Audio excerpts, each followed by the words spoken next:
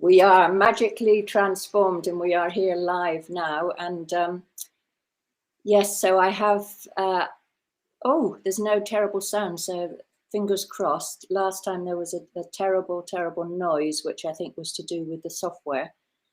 And I have shared this a lot, Marion, and it is on public on Facebook. So cool. Whoever is here, whoever jumps on and is watching, please share, please start amazing watch parties. Maybe eventually we can reach people. So what's on the agenda today, Juliet? Wow. I just want to say how massively busy I've been, first of all.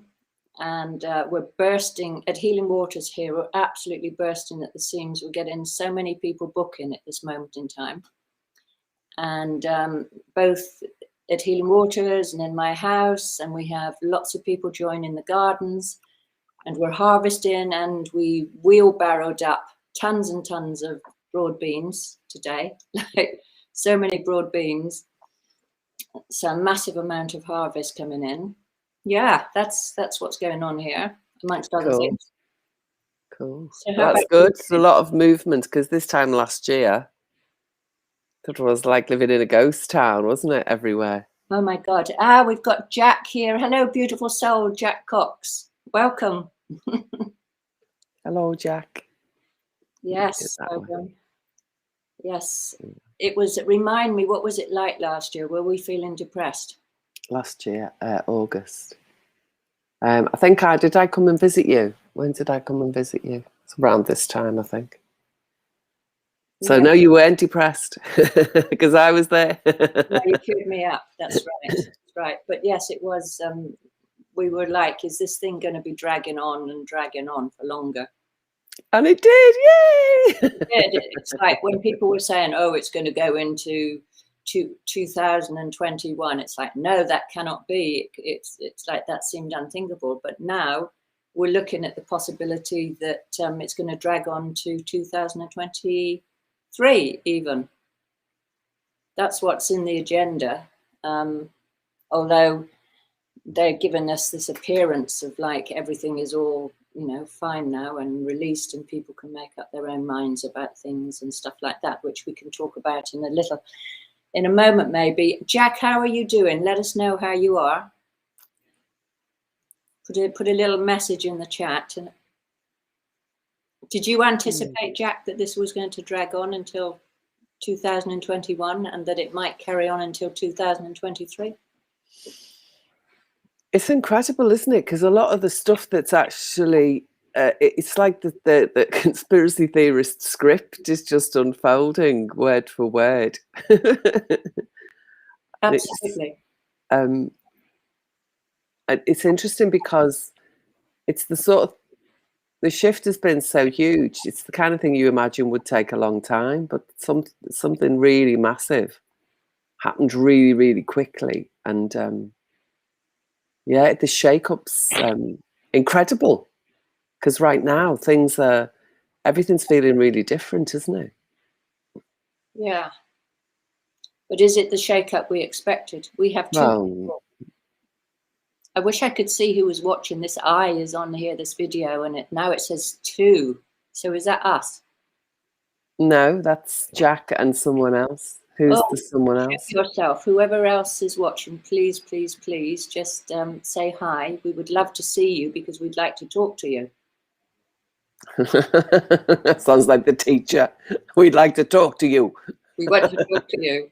We want you to bring up your problems to us so that we can... Hey, be careful what you ask for, Juliet. Yeah, not too big a problem. As I said today, there is always a solution. Oh, okay, well, we have... Hello from Santa Barbara, Marianne. Oh, wow. This is Marianne, that you regularly watch us. And we've got Danny. Hey, from Danny. Hey, from Danny Heel. Fantastic. Okay, good. So contributions, it's like, this is the first question, did you last year, in August last year, expect this to be carrying on to this year? And do you anticipate that it's going to continue to 2023? Well, Jack's been watching it unfold for years. That's what he says. And it won't end until people stop complying. Yeah. Got to say no. Got to Yeah. work out how to say no and what to say no to.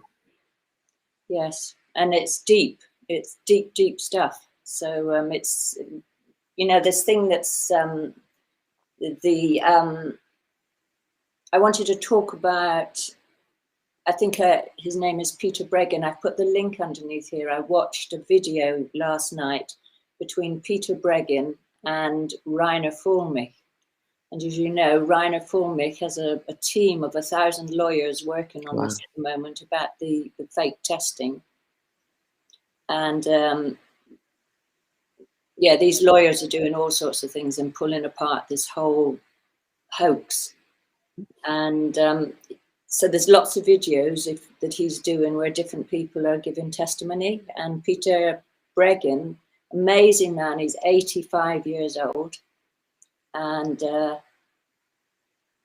he's just written a book called COVID-19 and the Predators, the global predators. This whole thing is discussing, like, where did this roll out from? How did it happen? Who's involved? Where is it going? What's the solutions? How can we get through this together? And so all the kind of points that we talk about in these little videos, they're addressing. And it's really interesting because they have they come to the same solutions. And wherever I listen, I hear the same things. It's like we have to empower ourselves. So I think we can come more to that at the end of this video. We have to join together, and we have to bring spirituality in our lives, into our lives. And they're both saying, oh, well, I was an atheist, or I didn't think this was important a few years ago, but now I'm seeing how important it is, because the predators, which we otherwise call the global elite, or the, what else are they called? The cabal, there's loads of things, isn't it? Yeah. Yeah. Deep state, or probably all the words that are going to get fired off now. We'll have alarm bells ringing in some Google Assistant's ear. So those up there that are as the authority.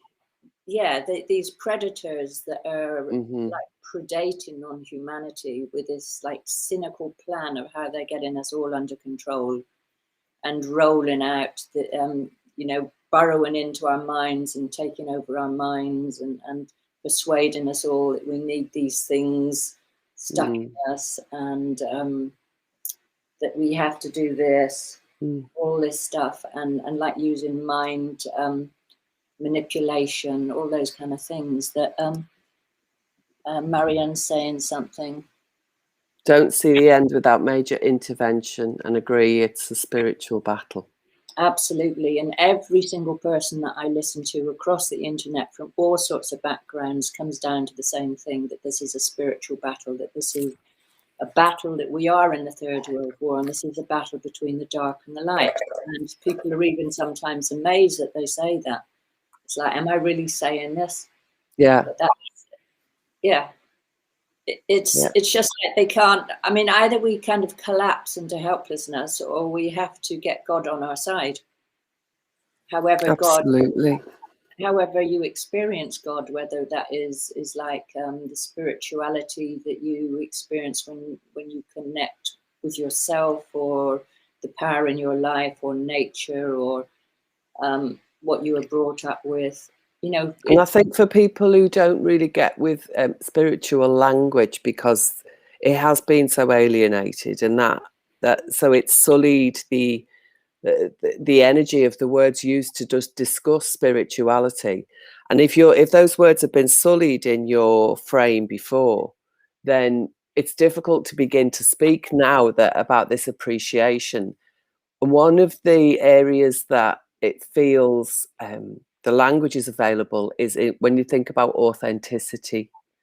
Because if you're being really, really authentic, I think that relates to a spiritual experience, a spiritual trust, if you like, that allows you to be authentic rather than the external permission.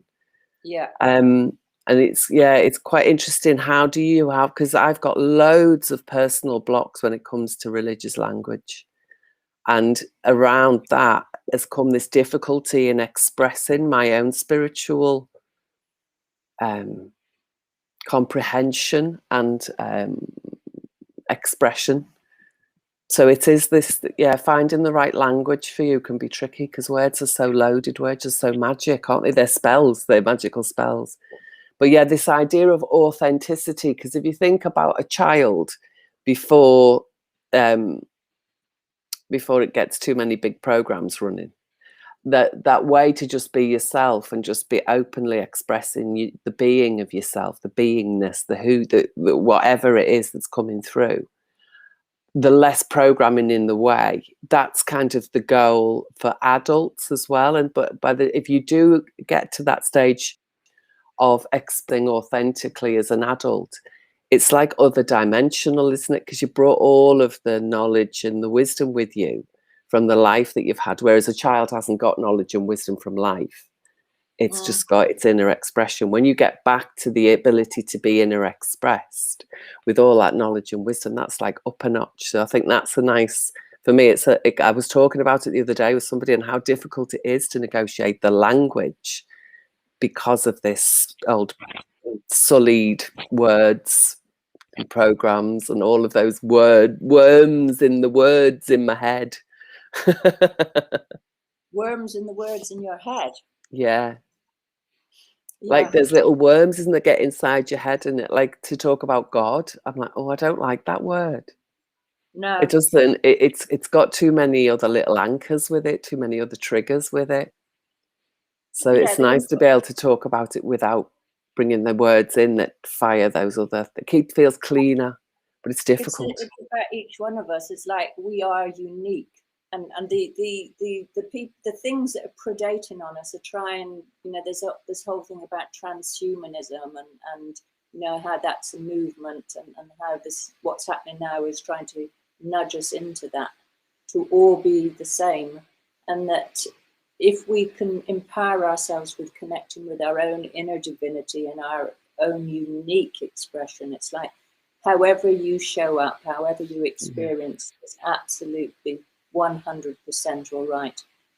And this is the big healing for humanity, and it's when we do our healing work, it's the big thing. It's like, who are you? Give yourself the space to get in touch with who you are. It's like you don't have to be someone else. You don't have to conform to some external value from someone else. It's more powerful just to be who you are. And we really welcome you and really invite you to bring forward your own unique expression of your own spirituality, or your own authentic experience of God, or however you want to name it. And I think when we can do that, we can get really, really begin to be empowered. So, yeah, just interested here. What were the solutions that they were offering? Because you said you've got these common solutions that keep cropping up. So what was the first one you said? The first one is like we have to pray. We have to bring God on our side, because they do not have that. They do not believe in God. Okay, and the second thing is about our creativity. It's because everything is automated. They want to make us all automated and conform. So it's like when we bring forward our authenticity and the creative process is spontaneous, isn't it? Yeah, exactly. Which is what authenticity is, isn't it?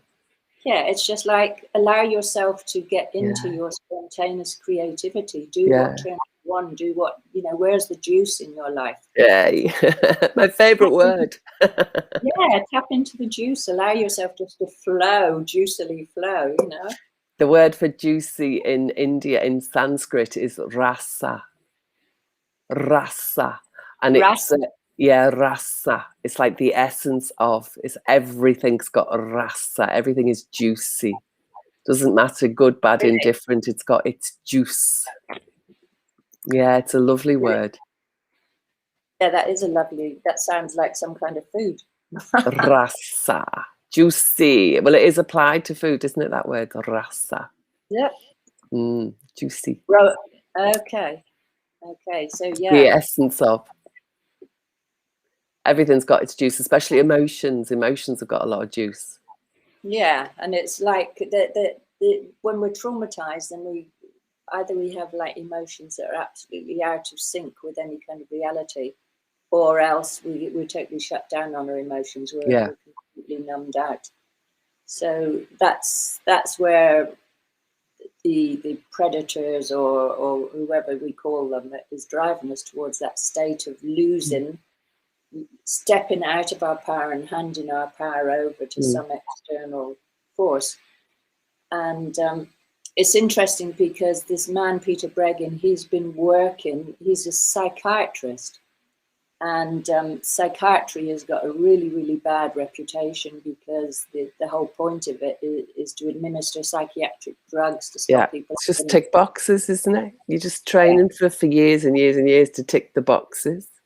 Yeah, and to stop people having their authentic experiences. Like, that experience is too much. Let's just dose you up with these drugs, or let's electric shock you, or just bore holes in your brain, which is he was describing experiments done on children, and how he actually took out court cases against this psychiatric treatment and really stood up against it. Wow.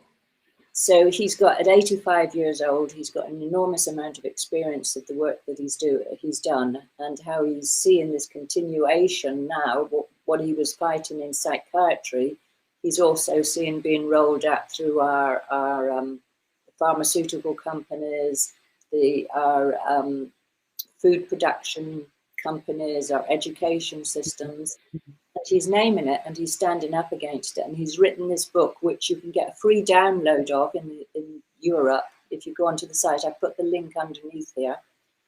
And it's what I said it was, the Global Predators. And he's at 85 years, he's as bright as anything. And he comments on that. He's there with his wife talking, they're a team. And Jack's just said something about God. I don't know if you can read that. Yeah. I believe that the concept of God is disempowering, that we think it's something external and it will come and save us, but empowering when we think it has a force inside that we can use to bring out our own salvation. Cool. You should take a little screenshot, Jack, and have that as a quote from yourself. That's lovely. Yeah. Well put. That's lovely. And that is your own interpretation as well, Jack. So for some people, the feeling like there is some external force that's there to support them is empowering, which isn't the government. I think it's the balance between the both, isn't it? Someone's got your back and you've got this inner potential. To me, that's really important. Somebody's got your back. And that's a little bit superficial as an idea that someone's got your back. But the feeling of it isn't superficial. Yeah, human beings need to feel connected and supported. So wherever that connection comes from, or that support comes from, is important. Yeah, it's that feeling space, isn't it? Yeah. So it's important to feel like there is someone you can go to. There's some support. There's some help somewhere. And that was the final solution that they said in this video I was watching with Reiner Füllmich and Peter Breggin, was it's so important for human beings to connect and to feel those links, and feel like they're part of a community. And I think that's really important for us here now to build our communities. And somebody was saying to me today that they felt like they were going down an absolute black hole. Like, help out. I'm losing my mind because there's so much fearful stuff out there, and it's like amazing. Like, I just went to the shops now, and there's still even children like this. Yeah, it's like, oh my God, can't you but their minds have been so kind of affected now by all the programming. And, she was just massively triggered by seeing all this stuff still going on. It's like, I'm losing my mind and I'm really fearful about what's coming. I feel like there's something coming at me and I'm going to be like completely taken over. Mm. And I said, like, come down to the gardens, you know, come to the gardens and link into these other community groups that are happening. And she came down to the gardens and she had a really lovely time. And yeah, and she looked like a different person when she came up. And it's important to switch off all your channels as well, because that's one of the things when you're in that state, usually it's being fed from mainstream channels. So you just have to switch them all off. And that's really difficult because people think, oh, I need to know what's going on. I need to know what's going on. And we've been, you know, addicted by the predators to the news, and the trustworthy news is, again, just the predators, isn't it? So yeah, it's that state of anxiety is held in force if you're connecting into that web of fear. It's quite interesting because if we talk about this in trauma terms, so when we are beginning to go into a state of high level of activation, the first thing is that we go on to active alert, and then we get tunnel vision. Mm-hmm. It's like what we look at is very focused, and our hearing is very particular, very focused. We hear some things and not other things, or we see some things and not other things. So this, like, I've got to watch what's going on. I've got to check it out. That is a trauma response. Mm-hmm. Wow. Yeah. Brilliant. And when we start connecting again and we go back to the orienting response, we start looking, okay, what's around me? What's safe? What's helpful? Mm-hmm. Yeah. This is a biological response. So if we want to manage our state, we have to tap into the biological responses, understand how the primitive brain is working, and actually begin to engage it. Because as you change your posture, you change what you do. It changes the activation. It changes what's the state that you're in. You are in control. These skills, this understanding is really, really important. You don't feel like you're in control when you're in the tunnel, don't you? Not. When you're in that tunnel, it's just like, you know, it's like, I'm going mad. This is how this person felt, like I'm going mad. I can't cope. And it's terrifying. Yeah. But we are human beings, and we have an incredible capacity to step outside of this kind of experience and to support each other. This is why our communities are so important. So Danny is here, and can you read? He says, love it, inspired, inspirited, in spirit. That whole creative energy is with the divine. That vibration of creativity is definitely a powerful force in and of itself, whatever the end result. It's almost like becoming an avatar of those vibrations that are the antithesis of the negative force mentioned, when one is free to openly express the authenticity of their incarnation. There's another brilliant quote. I love that. It's like a little poetry bit going on here. Yeah, that's beautiful. Cool prose there, boys. Yay. And I think, Danny, you're Danny, who is my wonderful, wonderful helper that's really mobilizing what's happening in the gardens, aren't you? Oh, wow. Excellent. Yeah, and we did got the gardening tribe in today. Nice. We got the gardening tribe, yeah, and we did it such a beautiful ceremony down in the spring that Danny did the prayers for. Oh, nice. Yeah, and nice. And he brought a lovely Buddha that we put there, and did some prayers and covered the Buddha with rose petals and chanted some beautiful, beautiful Sanskrit prayers. It was so lovely. Nice. And offerings and shared food and rasa. It's like what turns you on. Make your own ceremonies. They don't have to be like that. What is a ceremony for you in your life? Yeah. Everybody has a different way. And a client who came to me yesterday brought me, I wish I had them, I've put them upstairs, a pack of beautiful cards. And each card is a mandala that she's made with flowers and twigs and things from nature, a beautiful mandala. And once a month on her, at the month when she menstruates, the part of the month when she menstruates, she goes into private, goes into a place on her own somewhere, and she creates this beautiful mandala. And she does prayers, and she really tunes into her body. And she has a whole program that she calls Seasons. I can put the link, maybe I'll put the link underneath here. She's beautiful, beautiful. Yeah. What a lovely thing to offer in your own flow as well, creations. Yeah, that's the other thing about authenticity and that becoming innocent again, is that's where creativity is really magical, isn't it? Because you just do things that you've got no idea how, where do they even come from sometimes, the ideas that you can come up with in those spaces. Yeah. It's like something really new even for you gets created. Absolutely. It's a new experience every time, and she doesn't know what's going to happen. It's just sitting there in this spaciousness, and then she sees what's in the environment and starts to create with it. And now she has these cards, and they're for sale on her website. Nice. But and she has videos there, beautiful. But it's like, be inspired. The first step of this creative process is that you have to give yourself space. So you have to come out of the tunnel. If you're in this tunnel vision, there's no space, there's no time, because everything is pressurized, and it's like, what's going to happen? What's going to happen? Yeah, so you have to somehow get yourself out of that. You have to stay in your window of tolerance, notice what's happening to yourself before you get into that driven state. And then when you have spaciousness, then your creative flow can happen, your connection with the divine, however you experience that. So all the medicine is there for us. Yeah, medicine is within us. Our healing is within us. It doesn't come from some external force out of the end of a needle or in some pill or something like that. It's there in nature. And we are a part of nature. It's not the result of 25 ticky boxes. No. It's not how it happens.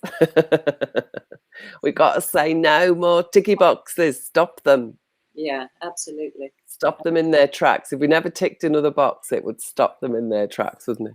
Yeah. So you really need to get rid of that app that's on your phone that's pinging everybody and telling people that they have to go. Oh, Yeah, the TNT software. Yeah, get rid of it. Take it off the phone now, because you won't have a life left to live if you're like being pinged, and then you believe this terrible stuff like you're being told. I mean, how ridiculous that somebody can tell you that you're ill. That's nonsense. Yeah. People who used to go to the doctors and they weren't sick were called hypochondriacs. Yeah, now everybody's doing it. We've got like a global. Now they're called good citizens. Yeah. Well, that brings me back to talking about what Peter Breggin was discussing with Reiner Füllmich, was like, how did all this happen? There are the global predators, and then there is the CCP, the Chinese Communist Party, and that they're working together at the moment. And the global predators think that the CCP is a nice tame beast that's on board and will help them gain total domination over the world, and then will kind of nicely go away. Well, his expected outcome was that the CCP finally was going to devour the global predators, because the Chinese Communist Party is it's a monster. It is a monster. It's beyond dragon, that thing. Yeah, so that once it got control, you would never get rid of it. And he talks about how Marxism, how that systematically they've infiltrated all our organizations throughout the world. And this is the big thing that's happening in the USA at the moment, is like the level with the election recounts and everything like that. It's like they're seeing all the corruption. It's not just about the corruption at the top, but it's in every level of the society, and the corruption being that they're infiltrated by these people running these Marxist agendas, and how that's absolutely controlling everything. It's a bit like this. If you imagine like infected with a mold, how a mold just gradually works its way in, the spores are there, and these people that have gone into these different places, like it's just infecting humanity. And we've got that infection in the mind from words and the spells and the weirdness of words and what they do to us. It's like, there's webs of shit everywhere. So we have to reclaim our language. have to learn how to swim through shit in webs, to dance through it and go, oh, rasa, the rasa of the shit, the rasa of the web, the rasa of my dance. Yeah. I went to a great party on Saturday night, and the theme was, it was pink. Oh, really? So I had a big pink cashmere scarf.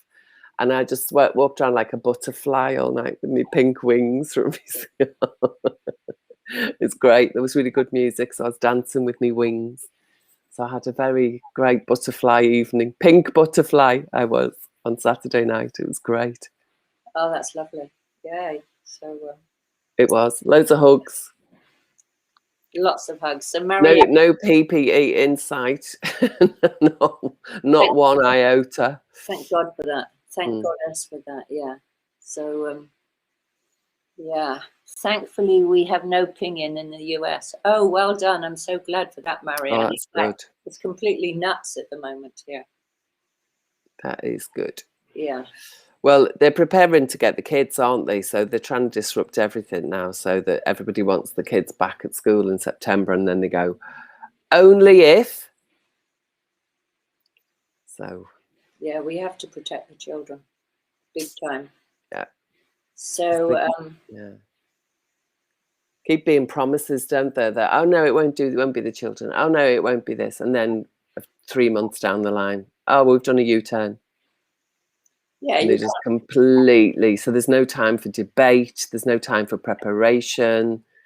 So no, we won't do it. And then 3 months later, wham, bam, done. Yeah, we're just faced with the extreme evil, and that they're not concerned with debate or anything like that. We just have to absolutely stand up and say no. Yes, we have to protect the children. So yeah, Peter Breggin was talking again about the CCP and how organ harvesting is such a huge thing in China. Oh, it's massive, and it's absolutely it's disgusting. It's huge. Which links into it. It's absolutely huge, and it's so shocking when you hear about it. Yeah. Which totally links into this whole thing, this Marxist agenda that is kind of rolled out, where and you know, the whole thing about being woke and what's good to do. It's like it's, you know, you're it's the socially cool thing to do, to be, you know, to be woke or whatever.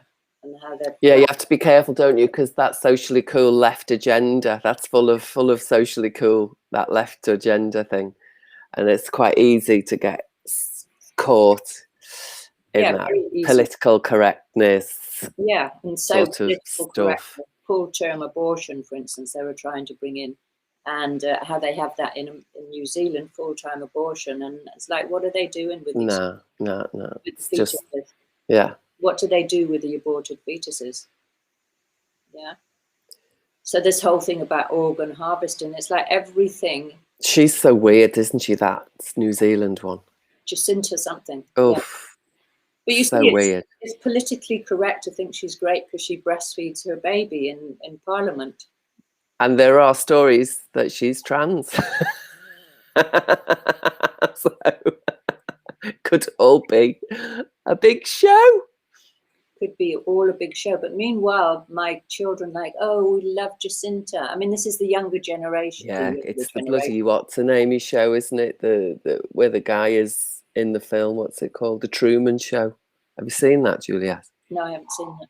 It's brilliant, but it's this. Yeah, it's probably worth watching. It's I think it's Jim Carrey, but he's he wakes up every morning and he actually is the star of a show, a television show, but it's never cottoned on to the fact that that this is his life, and everybody treats him like it's real. But then they all go home or in the green room, and he doesn't know about home or the green room. It is that's how people who have hooked into the media live. They live like that. They're on the other side of the screen, but that's absolutely the reality. It's a really brilliant film, The Truman Show. Okay, send a link over if you can. Maybe we'll put it underneath this video. So yeah, it's like this infiltration by this mold through society and this corruption, and like particularly into our education system. So this Marxism, this left-wing agenda, which people who are left-wing intellectuals, of which, you know, I counted myself as one, that read The Guardian and The Times and all these things, that think that we really know what's going on, and like we support climate change and all this stuff. Yeah. It's like a massive wake-up call for all of us. Yeah. There is no, you know, this is another hoax, the whole thing with the climate. And everything that, you know, the whole transgender stuff and sex change things and the sexualization. Oh my God, I was so disturbed this week with watching things about drag queens going into primary schools in the USA to sexualize the children, that to make that it's okay to teach children how to masturbate, and like when they're 3 years old, or, you know, to it's horrific, but it's all socially cool. You know, if you object, they've got you trapped, because now you're not liberal, you're not broad-minded. Well, they say that you're causing harm, don't they? They don't say that what they've done is causing harm. They won't admit that, but they say that we cause harm by naming it. Yeah, so they're putting us into a total double bind. It's set up, it's so evil, and it's so manipulative that there's double binds everywhere. That's one of the most difficult things, because it's what I think that's where the idea of actually what awakening really means is it is being able to step out of all of those double binds, and that's where your authenticity is. Whatever's going to happen in the next moment might look like a seizure to you, but actually it might be what my body needs right now to get rid of some anxiety. You know? And it's okay. Don't need to tick any boxes. Don't need to give me anything. But this whole, this got to fit in the box, got to do this, and everything is so laid out meticulously, can't say, can say. It's just so many details that bind us. Yeah. So just explore, where are you getting double bound in your life? Where are you hooked in that you can't stand up and say, well, I think full-term abortion is wrong, or, you know, teaching children that it's okay to change sex is actually wrong. Where can you stand up and say those things? Or where do you feel like, oh, I better not say that because I'll be rejected? Because it's like, maybe it's like small-minded to think that's wrong, or maybe I'm living in the dark ages, or, you know, whatever the retaliation that comes at you. Where do you get hooked in that you're frightened of like speaking truth? Because, you know, what are you frightened of losing that you can't stand in your authentic knowing of the difference? I mean, that's what it comes down when we talk about it's in a conflict, isn't it? The spiritual battle between right and wrong. We know what is right and we know what is wrong, but if we get caught up in the mind with these double binds, and then we're supporting evil with our actions, or we're supporting evil because we don't speak out in any way. Yeah, so who was it who said, there's that famous quote, for evil to flourish, it just takes good men to do nothing. Yeah, Edward Burke or something. Does anybody know that? No idea. Yeah. No idea. So by just sitting on the fence and keeping your mouth zipped and going along with the agenda, you're supporting it, you're giving it your weight. You're giving it your power. Yeah, exactly. You have to do more than just, you know, like, oh, maybe if I don't say anything, it'll all go away. Well, it's not going to go away, because the CCP or the global predators, they're completely evil, and they are going to push and push and push until they get their way, until we actually bring about the downfall of them. And the downfall is brought about by you being authentic, standing in your power, creating your communities, creating your own business. You don't have to be trapped into working for some shitty organization full of ourselves. Let's go to you know, I know people who are worried that they're going to lose their jobs if they do something to protect themselves. If they say, no, I don't want to be jabbed, or no, I don't want to wear this thing on my face. So they go along and allow themselves to be injured in some way. You don't need that stuff. You can step out and build your own reality. You can build create a community and build your own As we business. speak, we create. Abracadabra. Got some comments, some speaking here, but it's written. Marianne says, we have the up to and live birth abortion push madness here, and people don't see the market for the babies that has developed. California has all the evil ideas underway, but I do. I think that means that she sees the madness. That's Marianne. And then Jack says, this is Orwellian newspeak where everything is backwards. And then Dawn is replying to Marianne and saying, what? Oh, really? Yeah, this madness is madness. And we have to stand up and say, it's fucking madness. Fuck off. I'm not doing it. We have to say that. Absolutely, because it's like I've just turned something on. I don't know how to turn it off. Okay, and somebody else said something. We have to go. Someone. Yeah, that's what Marianne was saying. Dawn's. Okay. Oh, right. I've got Dawn's now. Yeah. Yeah. What? Yeah. It is this whole full term. It's just nasty, isn't it? It's good that it's coming into the awareness, because it's not right. Every cell of your body knows it's not right, isn't it? Yeah. So if you give yourself the space to sit and be doing your ceremonies or communicating with yourself in whatever way works for you and empowering yourself, then you begin to get the real gut feeling of what's right and what's wrong, and then you don't get railroad into believing this terrible, evil stuff that's going on. Yeah, attuning to yourself, attuning to your own emotions, attuning to your own states, rather than being constantly thrown into different ones by the external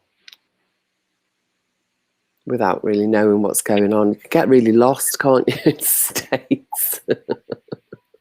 In the tunnel, in the washing machine, whichever state you get thrown into. So we need you to show up and speak your truth, and to start your group, start your communities, or we invite you if anybody wants to share how they're feeling. Come on one of these calls. We need your feedback. We need your wisdom and ideas on how you're finding solutions for yourself. What are you doing? What is working for you, and how is it working? And because I think that's the biggest challenge when there's so much fear and misinformation around, is what step to take. What's the next step to take? And to do that with a bit of confidence that someone's got your back, and I feel like I've got enough energy and power to take that step. How do you bring all of that into play? What are you doing for yourselves to actually to manifest and use that power? Yeah. What's going on? Do you want to share? People are listening now. Do you want to share what empowers you? Because that's so helpful for other people that look onto the video and get that kind of feedback. What helps you? So you've got the gardens, Juliet, and at the moment what I've got helping me is the Mexican trip. Yay. So I'm organising musicians for the evening, for the fire on the beach. And I think I've got my accommodation for the whole time I'm away sorted, I think, which is really nice. It's like less than a block from the beach. Oh, wow. That's amazing. I know. I'm just, got my hammock ready. That's all I need. It's my hammock. Yeah, so it's very exciting because there's a lot to do. The woman who I've got helping me is very thorough. So it's good because I'm a bit flaky. All right, well, so Dawn is saying, I don't watch mainstream media and I keep tapped into groups of like-minded souls. Cool, that's how you stay sane. Come, Dawn, it is wonderful. It's an equinox full moon ethereal experience. That's what I'm calling it.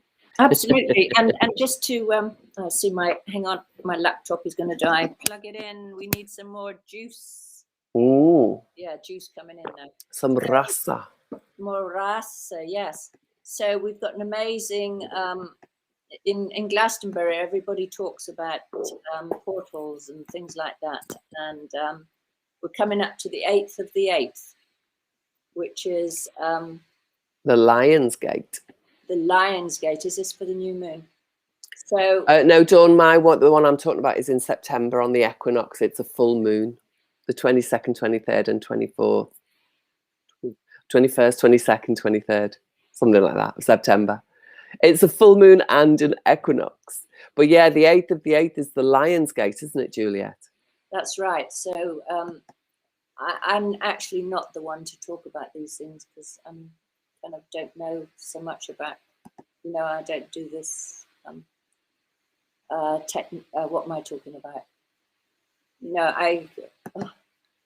Sorry, I've gone off. Where have you gone? What are you doing? Sorry, I was just checking that everything was working okay. Oh, I usually do that, don't I? I haven't done it this week. Well done. So I think is it all working okay? I think it's okay. It's okay. You're so laid back today, Marion. What's going on? I've been busy all day, and I'm just like, I got in and just made a cup of tea and sat down, and like shattered. So I'm just here. Yeah. So just to say, I don't have. Oh, sorry about this.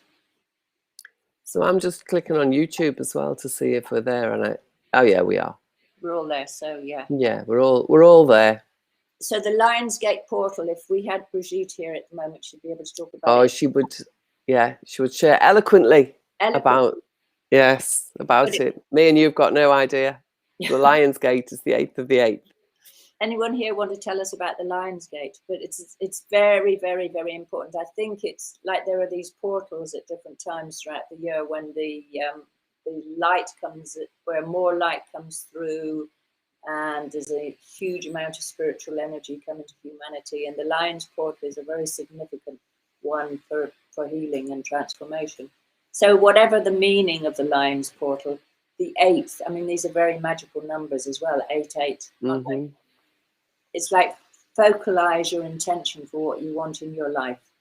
Think about a little ceremony you'd like to do, or a place that I guess my way of doing ceremonies is to take time out and go on a trip somewhere on my own and go to like a stone circle or a special place and just have that time to myself and just to tune in. But like if you set this date, the 8th of the 8th. The 8th of the 8th is the new moon as well. I've just looked and it is the new moon. And new moons, new beginnings. Yeah. So another message here from Dawn. Yeah, thanks, Dawn. Like Dawn, you could be our backup because you know about these things. Just like tell us more about the 8th of the 8th. Yeah. We got a lot of wisdom, just no astrological wisdom today.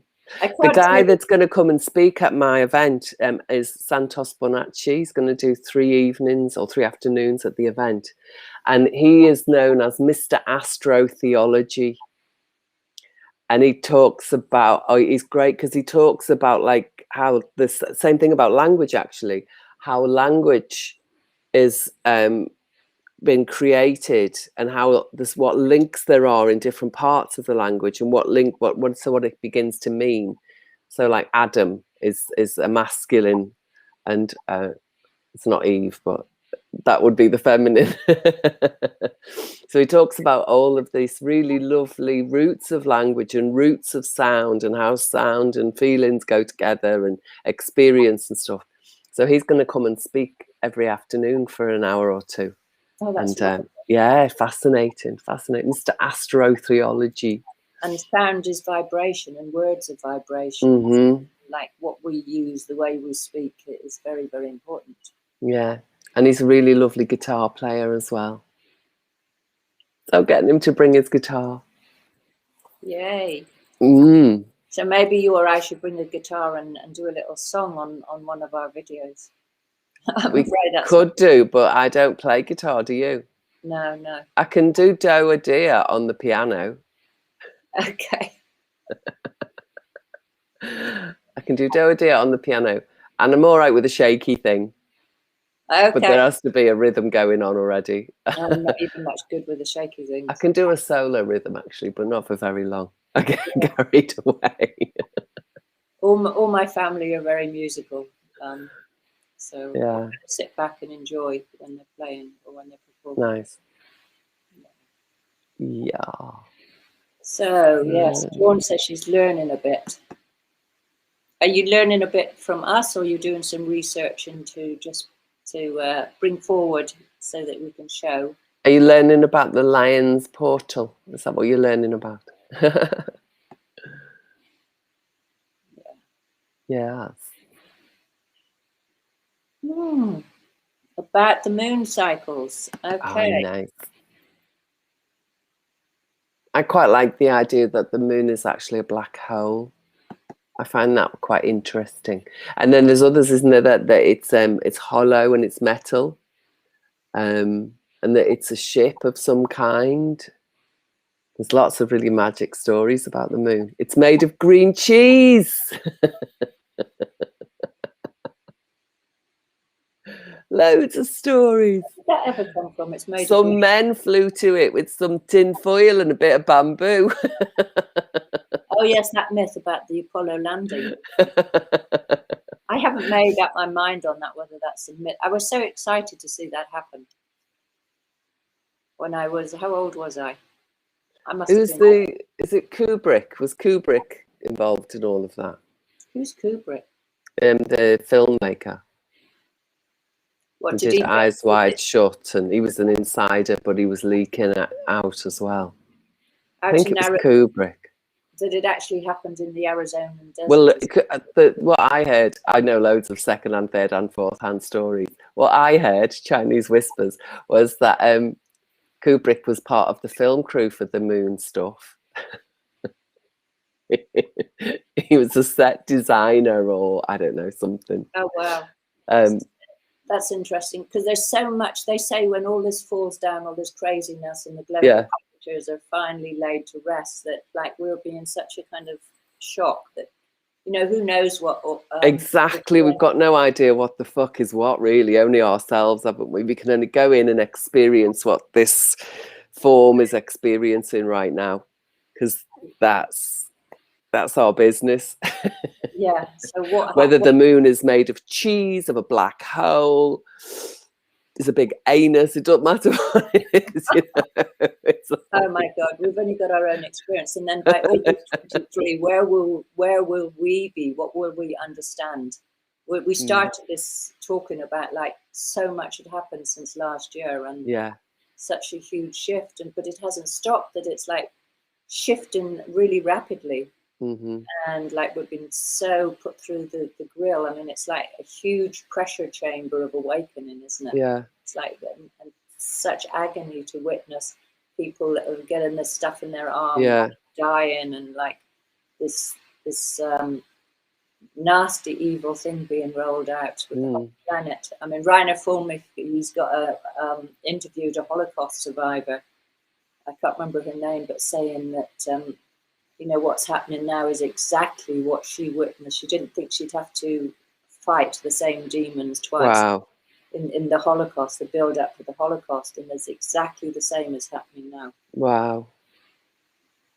Little bit by little bit, and we don't see the full picture, and we give it our power all the time.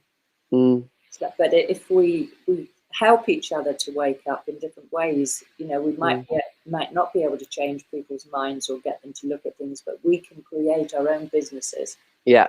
Our work in a different way, join groups, do our own healing. Like is the Great Awakening.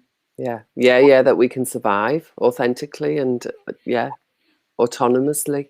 And the world is a dramatically different place by next August, and like there may be things that you're hanging on to. It's like, I couldn't believe the moon landing. I was emotionally attached to the fact that they had gone to the moon. Absolutely. What, like Father Christmas? Absolutely, because I watched it. I was so excited. I'm really excited by scientific advances. And I was really, and then I went to university and I did a degree in geology, and I studied space geology as well. I had bits of the moon. Oh my God. I had bits of the moon, the actual moon, on my microscope. And it was amazing. I was looking at the moon. I was looking down, you know, because you have to fine tune and get down to the crystalline structures and identify which crystals these were and how were they different from Earth crystals and things. I did that. I was completely emotionally invested in that moon. Yeah. Landing. So it's like, what people listening here, what are you most emotionally invested in about our present reality? Yeah. What about 9/11, for instance? Do you believe that those towers were brought down by a terrorist attack with planes flying into them? Do you believe that?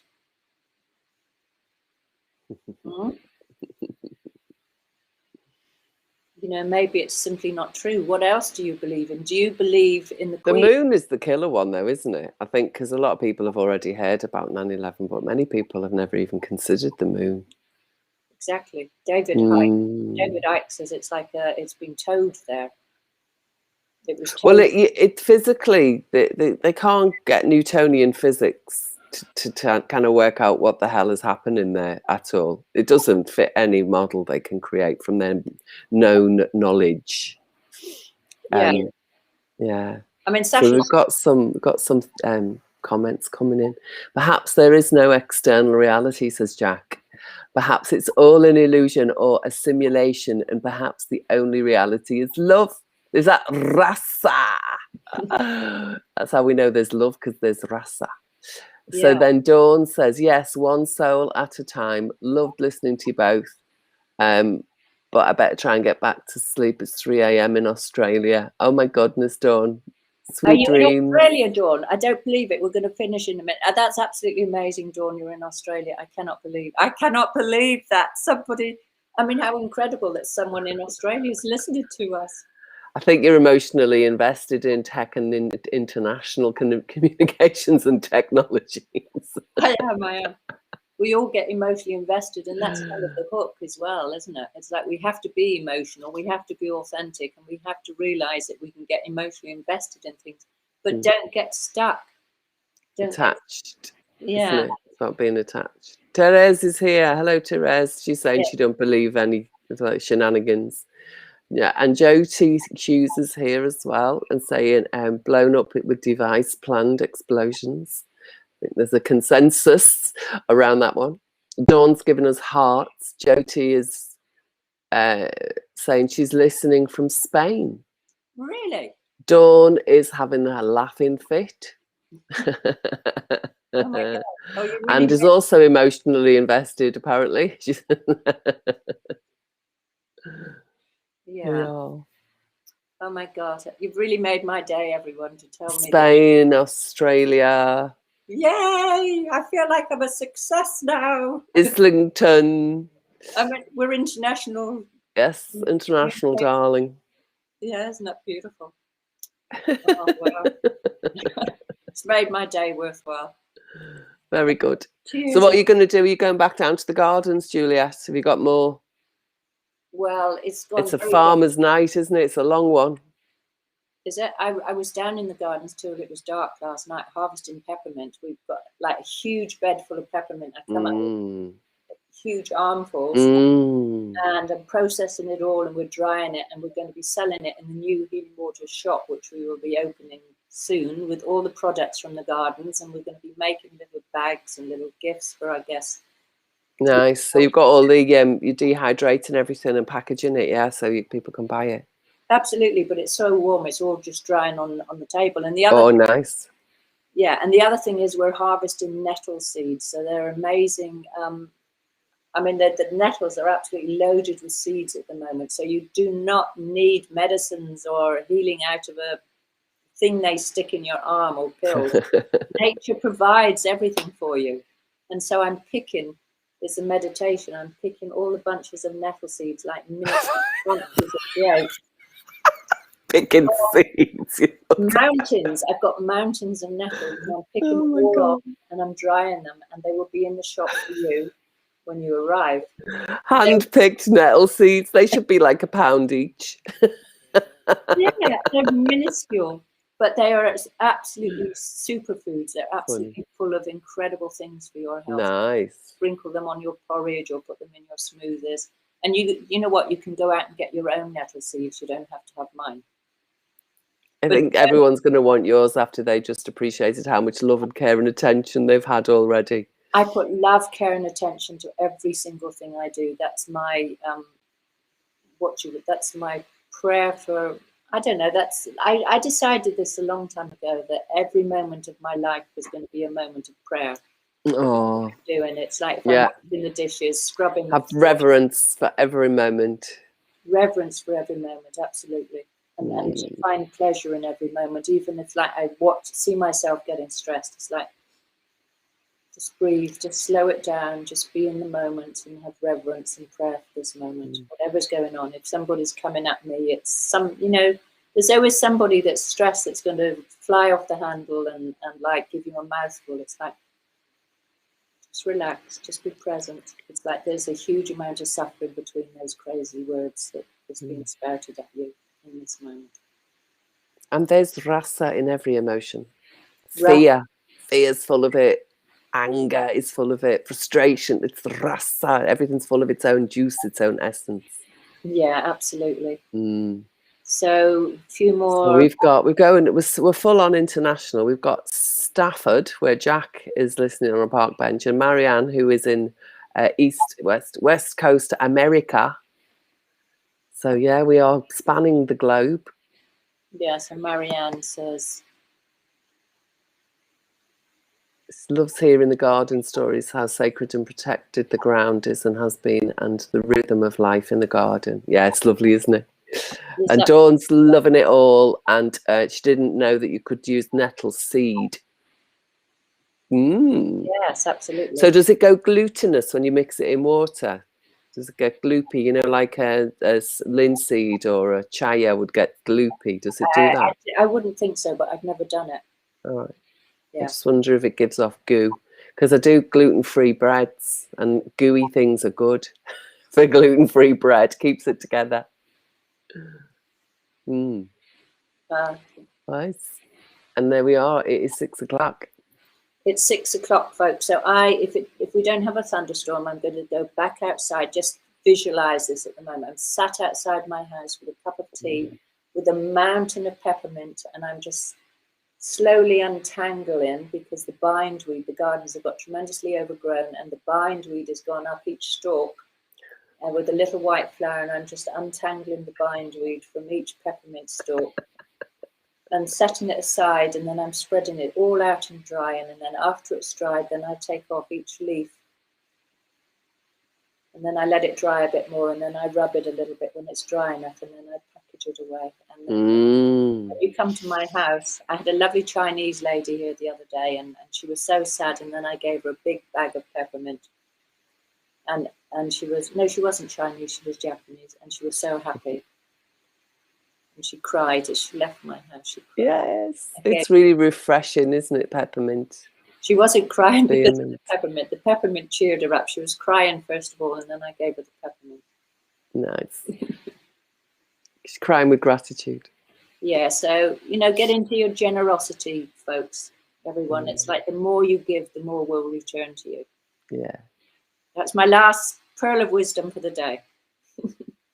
Thank you, everybody. Be generous. For your attention and your time. Yeah, be kind to yourselves. And be you. Lots of love to you. Bye. Check the links underneath this video, because there's a lot of really helpful information there. And share, please. Oh. Please share. One last comment. Random acts of kindness. Cool. Thank you. Oh, we didn't mention the contest. The contest is ending this Friday.